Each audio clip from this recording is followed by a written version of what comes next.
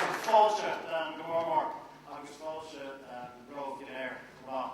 An seo agus Somalia, and particularly thanks to the Louth Greens for a fantastic turnout here at the fairways in Dundalk. It's a fantastic venue, and not a bad place to cycle to either yesterday, I can tell you, because we had a fantastic trip here up from all over the country, from Cork to Wexford, Dublin, to Tipperary, and Meath, and all along the way. So, can I just start by saying at our last Ordish, seems a long time ago now, but we said then we were ready for government. And true to our word then, we are back here transforming our vision into action. Tommy and Kerr divine efficient. For example, as leader last year, I outlined my vision for local democracy. Yesterday evening, John Gormley told us how he is turning that vision into a reality. I first met John on O'Connell Bridge in Dublin in the 1980s. He was wearing a gas mask and was protesting about the city smog. Ever since, he has proven himself as a political street fighter and a good friend to me and to the Green Party. He has come from a campaigning background to be the man who chaired the Green Party negotiations, which led to the greenest ever programme for government. That in itself is a great achievement, and I am proud to serve as Minister for Food and Horticulture with John Gormley as leader in government.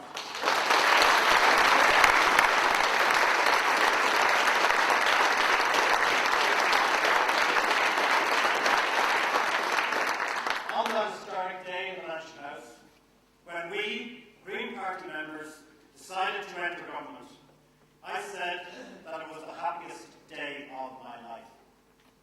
Since then, there have been successes, considerable successes, but there have also been frustrations, I don't mind saying. Being in government means doing what needs to be done for the world, for Ireland, and for our own local communities, including our farming communities. My best memories of childhood are summers spent with relations on farms, Longford, Meath, Mayo, maybe even fresh air, and days spent saving hay that made the food taste better. But it was on those farms that I got my love of nature and of good food. Even in Templo Village, where I grew up in the 1960s and 70s, nearby farms remind us of where our food came from. Growing food became my hobby. Reading about food became a passion. In the 1980s, I volunteered to work in the Centre for Alternative Technology in mid-Wales. I planted, weeded, thinned, watered, mulched in the organic vegetable garden at that centre, which supplied a prize-winning restaurant in the centre. I even have fond memories of digging compost toilets.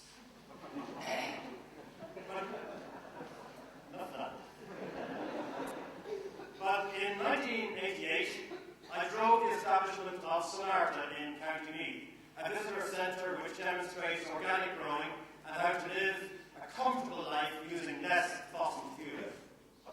My hunger also to grow food inspired me as a young teacher to establish a school garden in Balbriggan.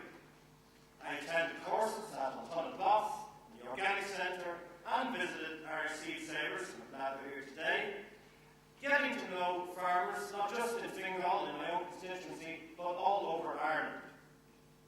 However, since my childhood, food has become more energy demanding, as we were just hearing at the very informal and very informed debate that we had. It travels further than ever